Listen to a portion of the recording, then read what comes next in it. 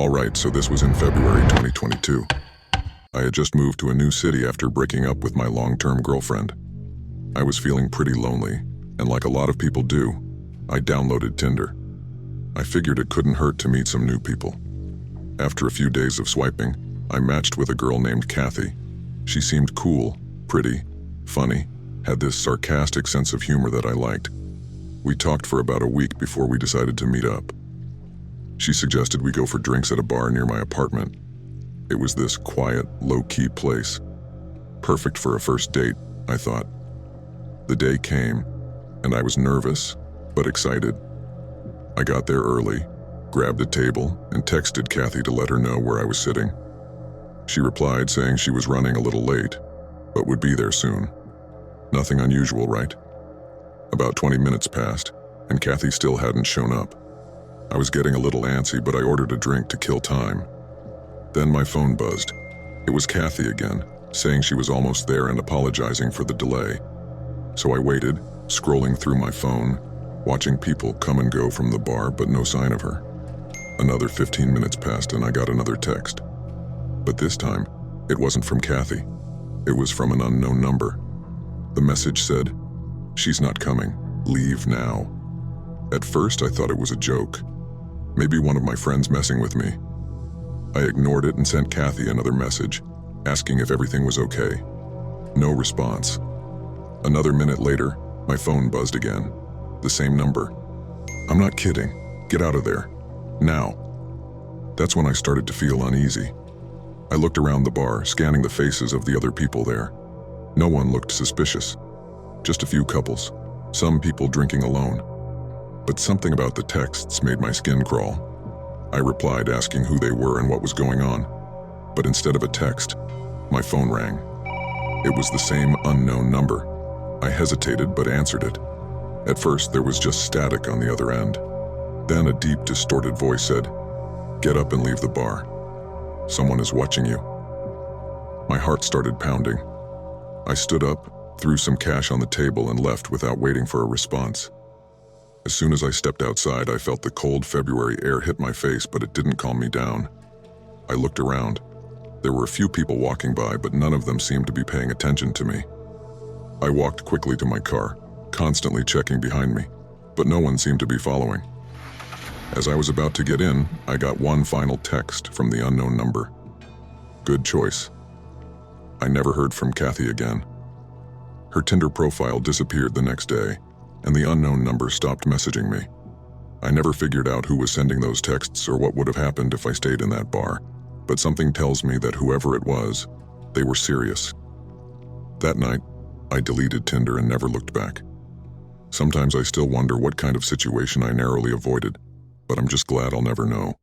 So this happened in June 2020, right in the middle of the pandemic when everyone was stuck at home.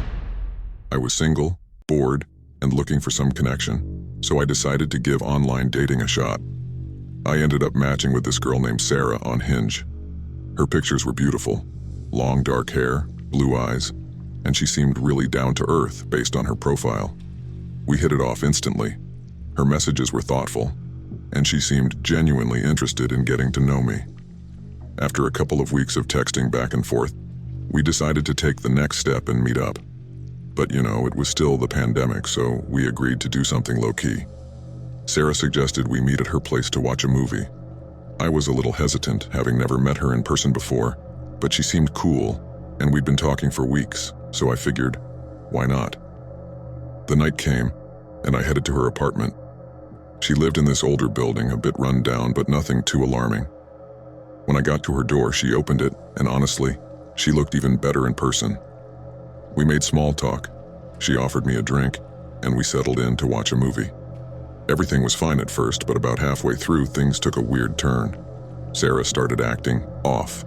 She wasn't paying attention to the movie at all and kept staring at me, like, not in a flirty way, but in this strange, intense way that made me uncomfortable. I tried to laugh it off, asking if everything was okay, and she just smiled and said, "I'm fine. I've been waiting for this." That phrase didn't sit right with me, but I shrugged it off and kept watching the movie. About 20 minutes later, she excused herself to the bathroom. While she was gone, I glanced at my phone to check the time. That's when I noticed something strange. My phone's location settings were on, and it showed a pin right where I was. Sarah's apartment, except it wasn't my phone tracking the location. It was her phone. I don't remember giving her access to my location, so I started to feel a little uneasy. Then my phone buzzed. It was a notification from Hinge, a message from another guy, someone I didn't know, asking how my night with Sarah was going. I stared at the message, confused and a little freaked out. How would this random guy know where I was or who I was with?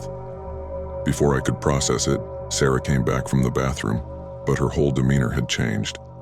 She wasn't smiling anymore, and there was this eerie tension in the air. She sat down beside me closer than before, and without even looking at me, she said, "So, do you like meeting strangers off the internet?" Her tone was so cold it sent a chill down my spine. I asked her what she meant by that, trying to keep my voice steady, but she just kept staring at the TV, not responding. That's when I noticed something else. There were footsteps coming from the hallway outside her apartment. Not loud, but enough to know someone was walking up to the door. I stood up, pretending I needed to use the bathroom, but as I passed by the window, I saw a figure standing just outside. It was a guy, and he was looking straight up at the apartment window. My heart started racing. I grabbed my phone and without saying anything told Sarah I needed to leave. She just watched me, that same unsettling look on her face, and didn't say a word. I rushed out the door, but as soon as I stepped into the hallway, I heard a door creak open behind me. I turned around just in time to see the guy from outside stepping into the apartment, giving me this creepy smile before he closed the door. I didn't stick around to find out what was going on. I sprinted down the stairs and drove straight home, adrenaline pumping the whole way. Later that night, I blocked Sarah on everything, Hinge, Instagram, you name it. But the scariest part? A week later, I got a message from an unknown number. It just said, "We'll see you soon." Alright, so this happened in early 2019. I had just gotten out of a long relationship and decided to jump back into the dating pool. I wasn't really looking for anything serious, just trying to meet new people. I ended up matching with this girl named Emily on Tinder. She seemed super cool, funny, into the same movies and music as me, and we hit it off pretty fast. After about a week of texting, we agreed to meet up for dinner. We chose this small, cozy Italian place downtown. When she walked in, she was exactly how I expected her to look, maybe even better. The conversation flowed easily, and I felt comfortable with her. We had a couple of drinks and decided to go for a walk around the city afterward. It felt like one of those movie moments where everything just clicks. But here's where things get weird. As we were walking, Emily started getting phone calls. At first, she ignored them, but the phone kept buzzing. Eventually, she apologized and said she needed to take it. She stepped away for a moment, but I could still hear bits and pieces of the conversation. Her tone was completely different, tense, almost like she was arguing with someone. She came back after a few minutes looking flustered, but tried to brush it off. We kept walking, but her mood had shifted. I asked if everything was all right, and she just smiled and said it was nothing important. But then, not even 10 minutes later, she got another call. This time, she didn't step away. She answered it right in front of me. But the weird thing was, she didn't say anything. She just listened, her expression completely blank, before hanging up without a word. I asked her what that was all about, and she finally admitted that she had an ex who wouldn't leave her alone. I didn't think much of it at the time. Exes can be persistent, and she seemed like she was handling it. But as we walked back to the restaurant where I had parked, I couldn't shake the feeling that something was off. We said our goodbyes, and I headed to my car. But as I was getting in, I noticed someone standing across the street, just staring in our direction. It was dark, but I could tell it was a guy, and he looked angry. I started my car and drove off, feeling uneasy. Later that night, I got a text from Emily apologizing for how things ended. She said her ex had been following her and she didn't want to freak me out. I told her it was fine, but I had a bad feeling about the whole situation.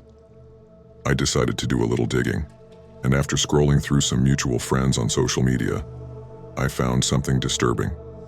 Emily wasn't just dealing with a persistent ex, she was still living with him. They had been together for years, and from what I could piece together, they were on again, off again, but never truly broke up. The guy I saw across the street? That was her boyfriend, and apparently, he had been following us the entire night. I immediately cut contact with her, blocked her on everything, and tried to forget about it. But a few days later, I received a message from an unknown number. It was him. All it said was, "Stay away from Emily. This is your only warning."